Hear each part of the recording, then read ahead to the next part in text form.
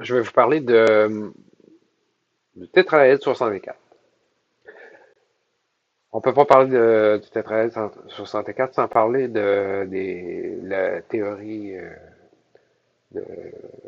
unifiée de Nassim Haramein. Euh, bon, qu'est-ce qui se produit dans cette étoile, qui est le noyau de l'atome? Euh, Premièrement, il faut comprendre que l'on parle en termes de Planck. Chaque pyramide, petite pyramide comme ça, représente une sphère. Dans cette étoile, il y a 64 sphères. Euh, on voit ici une étoile qui a 8 sphères.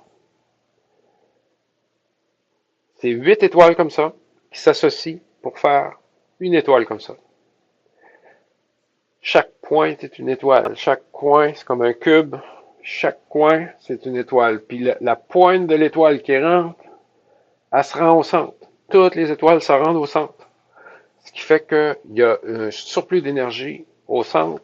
Il y a une pression énorme qui se crée. Puis là, c'est là que il y a une dynamique qui se crée. Ça fait comme un spin.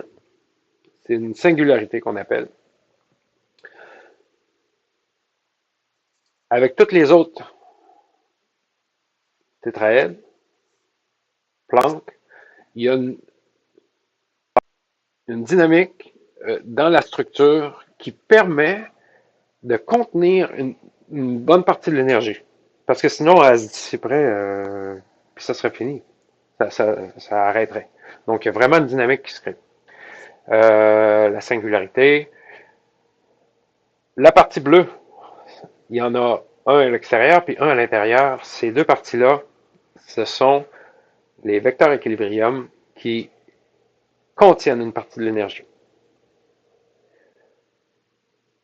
qui recréent la dynamique. C'est ça la vie d'un étoile ou d'un atome. D'où vient l'énergie là, qui fait que ça. Ben c'est ça. La singularité, elle crée un pont avec les sous-Planck. Qu'est-ce qu'il y a dans le Planck? C'est d'autres petites sphères. Puis ces sphères-là n'ont pas la même densité que la densité du champ quantique où il y a des Planck. Ça fait le même phénomène que quand tu enlèves le bouchon d'un bain, l'eau tombe dans l'air de l'égout, là, puis ça crée un tourbillon. Ben là, ça le fait. La même chose. Mais là, au lieu de... Il y a comme quelque chose qui le retient. C'est comme s'il y avait, je dirais...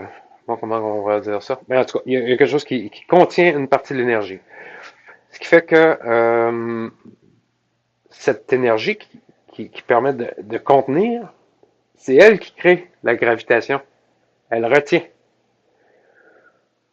Euh, c'est pour ça que lui, je l'appelle le gravitron. C'est les formes de base.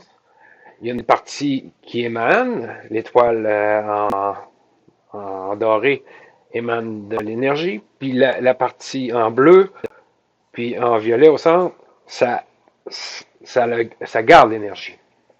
Donc, il y a une dynamique entre les deux. Je ne rentrerai pas dans les détails trop